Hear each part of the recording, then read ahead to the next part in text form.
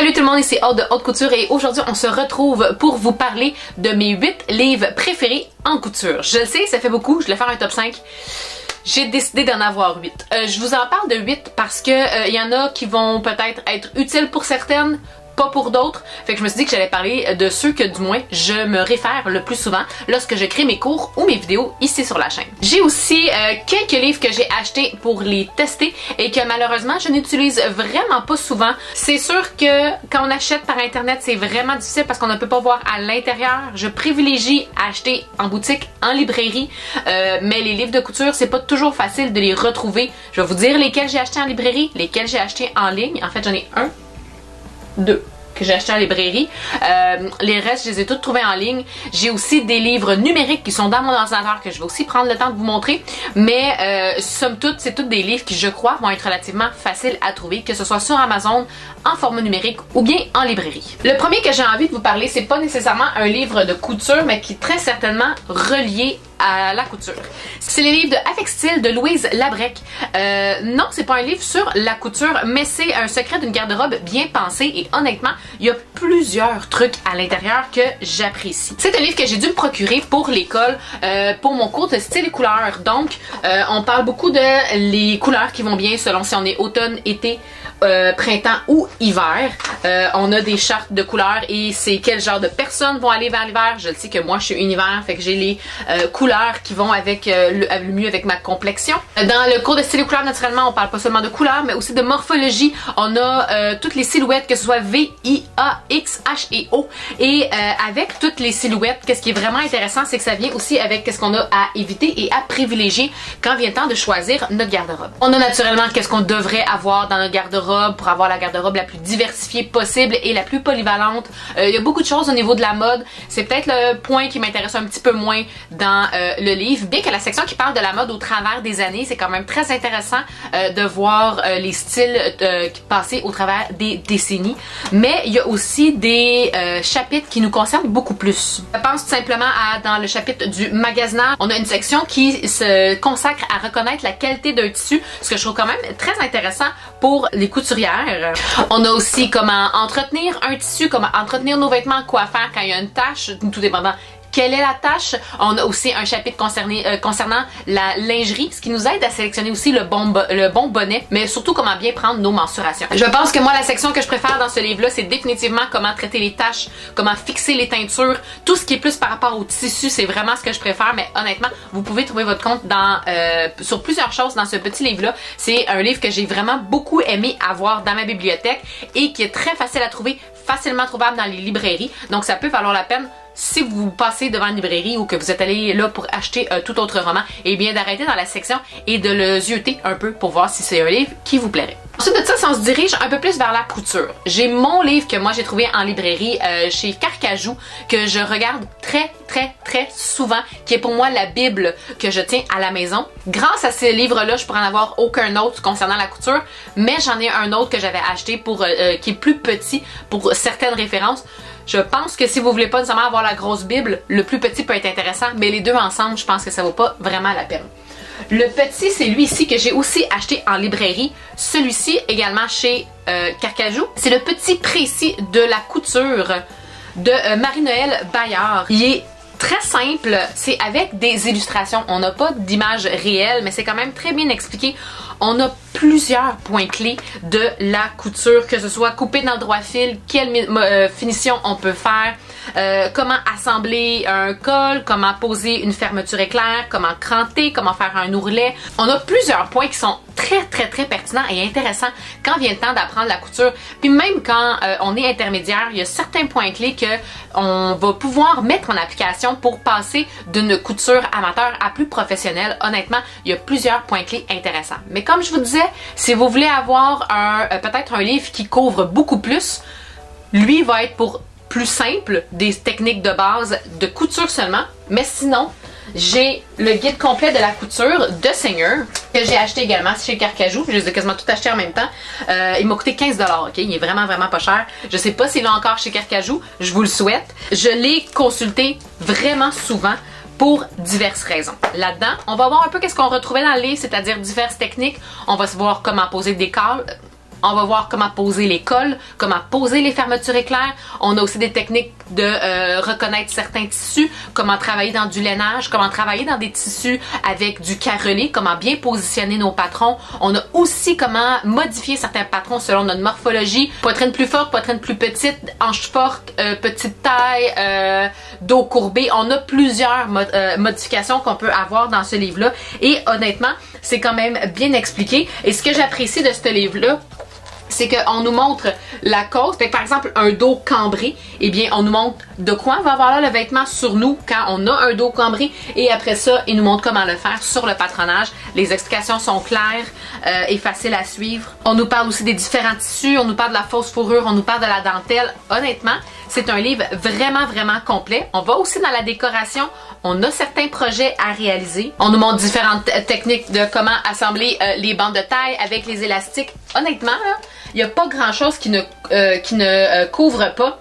Et en toute franchise, quand j'ai fait mon cours sur le veston, c'est un livre où est-ce que je me suis référée beaucoup parce que c'est un cours que j'ai suivi à l'école, comment faire le veston. Et quand j'ai regardé en référence ce livre-là, ça nous montre exactement comment bien faire un veston selon ce que j'ai appris à l'école. Fait que c'est vraiment très pertinent et très bien réalisé. Et on s'entend pour dire que la réalisation de veston de façon plus professionnelle, c'est quand même plus difficile et il en parle très bien. Donc honnêtement, si j'avais eu à choisir, c'est vraiment lui que je prendrais. Mais s'il y a plein de choses là-dedans qui vous intéressent pas, le plus petit peut être intéressant, mais le plus petit est le même prix que le plus gros, pour une raison que j'ignore.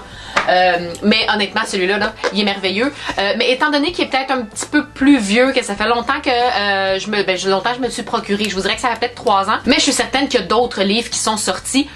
Je me répète, si vous allez par exemple Renaud-Bré, Carcajou ou bien une librairie de quartier, vous allez pouvoir avoir l'option de vous installer dans les rayons, de consulter les livres et de vraiment regarder lequel vous satisfait le plus. Vous pouvez prendre le temps de le faire. Les bibliothèques municipales aussi ont, on s'en doute peut-être pas, mais des ouvrages par rapport à la couture, surtout ce genre-là.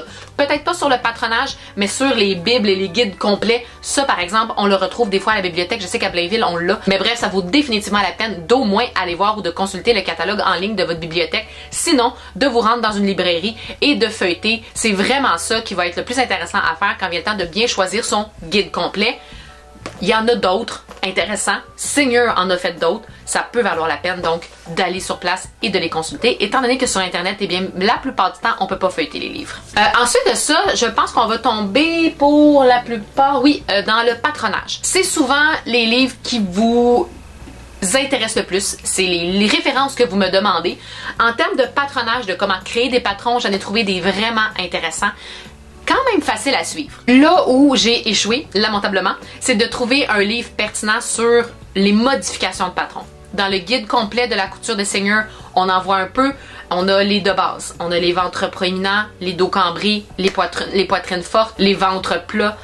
Honnêtement, on y va dans la base. C'est le fun, mais si vous avez des modifications un petit peu plus poussées, on vous explique pas comment faire dans ce livre-là. De trouver un livre qui en parle bien, simple à comprendre et qui couvre des modifications un petit peu plus poussées, très difficile à trouver. Grande lacune dans le domaine littéraire de la couture. Il va falloir remédier à la situation. On va essayer. Mais, somme toute, on a des livres de patronage très intéressants. Le premier que je veux vous parler, c'est les patrons de base sur mesure. Je suis désolée, je vais botcher le nom, mais de Teresa Gileska. On espère qu'on l'a pas trop, mais qui est créée par une enseignante de modéliste en France, en Pologne et en Chine, qui fait ça depuis plus de 30 ans. Elle est très compétente. Et honnêtement, pour celles qui ont suivi l'abonnement haute couture, c'est un excellent complément parce que ça ressemble beaucoup à comment moi j'ai appris à créer les patrons. À quelques exceptions près, ça peut être agréable justement de comparer les deux et de trouver sa méthode préférée.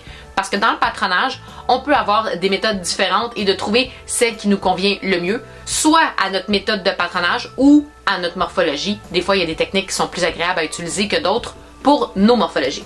Mais sinon, c'est un livre qui est quand même très bien expliqué, très bien illustré. On nous montre comment faire notre patronage A à Z. On fait le buste, les manches, jupe et pantalon.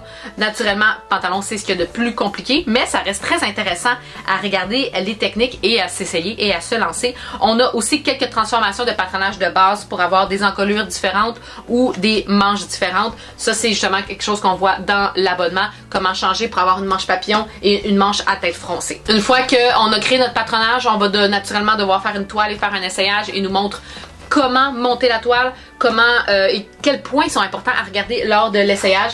La seule chose qui est dommage, c'est que oui, ils nous montrent quoi vérifier, mais ils nous disent pas comment corriger énormément de choses. On nous en montre un petit peu, mais on voit la surface de l'iceberg. On n'y va pas là, vraiment dans les modifications en tant que telles. C'est très léger, mais pour la confection de patronage, très intéressant. Naturellement, quand on fait un patronage, on reste dans des patronages de base. On se fait des gabarits de base pour ensuite les transformer pour y donner du style. Petit aparté, petite parenthèse, la différence entre modification et transformation, c'est deux choses différentes dans le monde du patronage. Les modifications, c'est lorsqu'on doit changer quelque chose à cause de notre morphologie, que ce soit des épaules tombantes, le dos voûté, une poitrine forte. On doit faire une modification pour que le patron nous fasse. Des transformations, c'est purement esthétique. Donc, on part d'un gabarit de base, un gabarit qui n'a aucun style, pour y ajouter un style, une encolure particulière, un col, des manches plus particulières, plus d'ampleur, plus ou moins d'aisance. La transformation, c'est pour venir ajouter du style. Le dernier livre que je vous ai montré, donc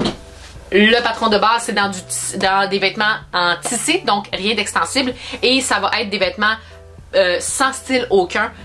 Il y a d'autres livres qui existent pour rajouter du style que je vais vous montrer tantôt. Pour ce qui est de la modification, comme je vous ai dit, c'est des livres très difficiles à trouver. J'ai trouvé celui-ci qui est l'ajustement de patron de couture toute morphologie.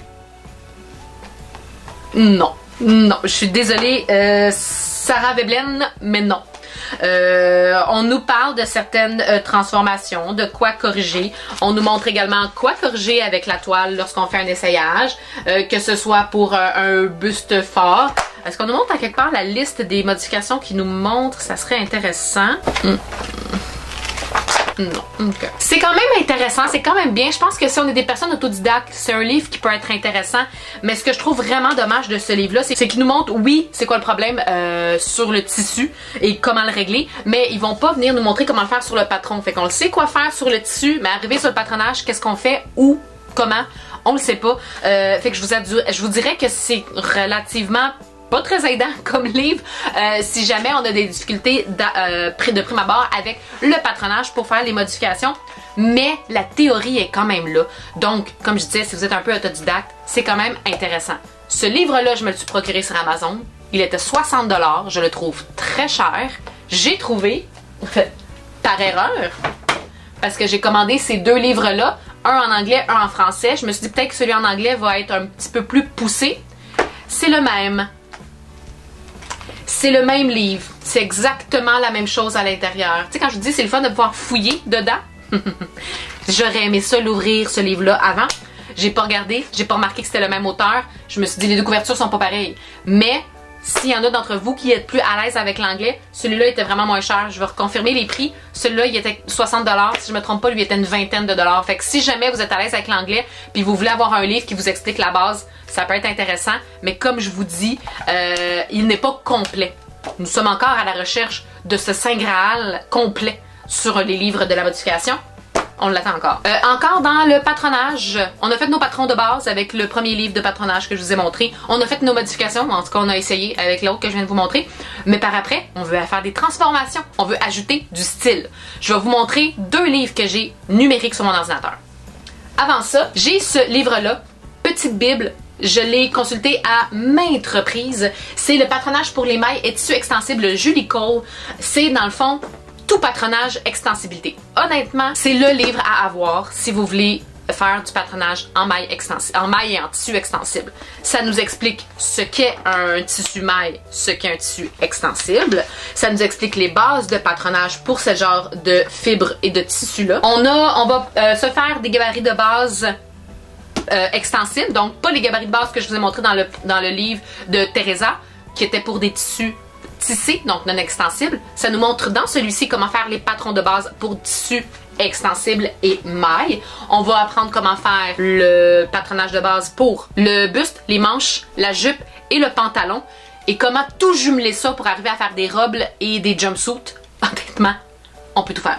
C'est très bien expliqué, c'est beaucoup de texte, un peu d'images, un peu d'illustrations. Je pense qu'il faut quand même être autodidacte pour arriver à lire ce livre-là. Pour moi, j'ai une certaine facilité à le lire, mais veux pas, j'ai quand même une formation de patronage.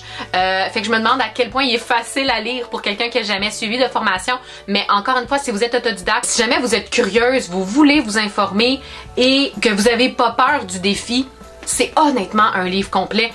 C'est celui à avoir, je pense. Et une fois qu'on a fait nos gabarits de base, eh bien, par exemple, que je vais vous montrer, après avoir fait le gabarit de base de corsage, on nous montre comment modifier le patron pour faire, donc, avec style. On le fait sans style, je vous répète, le patron gabarit de base, c'est un vêtement sans style. Et une fois qu'on y apporte des transformations, on y apporte du style. On va avoir un chandail avec une poche, un chandail manche raglan collant en V, on a un polo, on a un chandail avec une découpe taille empire. On a beaucoup de modèles et c'est comme ça pour chaque patron de base qu'on apprend comment faire. On va voir la même chose après ça pour les robes. On nous apprend comment faire différentes robes. On nous apprend comment faire différentes vestes. On nous apprend comment faire différentes jupes, différents pantalons, différents jumpsuits, maillots de bain. Il y a vraiment beaucoup de choses. Quand je vous dis que c'est la bible du patronage de tissu extensible et maille, ce l'est définitivement. La seule chose, c'est qu'après ça, eh bien, il faut être autodidacte, il faut avoir une certaine expérience en couture parce qu'ils nous montrent pas comment l'assembler. Donc, c'est à nous, après ça, une fois le patronage fait, de savoir comment le faire. C'est un peu la job d'échantillonneuse, c'est-à-dire d'avoir un patron devant soi, mais aucune marche à suivre et de le faire par la suite. C'est peut-être là où est-ce que c'est un peu plus compliqué en termes d'assemblage, en termes avec ce livre-là. Mais somme toute, si vous êtes un peu expérimenté en couture et que vous êtes à l'aise, c'est vraiment le fun. Donc, on a ce livre-là qui nous explique comment faire les gabarits de base en tissu extensible émail et après ça, les transformer pour avoir le style. On a le livre de Teresa. Celui-là ici qui nous explique comment faire les patrons de base, donc les gabarits de base en tissé, donc en tissu non extensible. Et je vais vous montrer deux livres qui vont vous permettre après ça de transformer ces patrons-là. Donc, on est rendu à l'ordinateur pour vous montrer les livres numériques que j'ai, toujours de Teresa Gileska. C'est le volume 1, le modéliste de mode, les coupes à plat et de base. Dans celui-là, on va, un peu comme les patrons de base sur mesure, le livre que je vous ai montré de cet auteur, nous montrer comment faire les gabarits de base. On a une technique semblable, je vous dirais que c'est beaucoup plus poussé dans l'autre livre, fait que les deux livres ensemble sont une belle combinaison. Mais après ça, on nous montre comment transformer ces gabarits de base-là pour pouvoir avoir des modèles différents. On va vraiment y aller dans plusieurs modèles. On va modifier les encolures, les décolletés, les manches.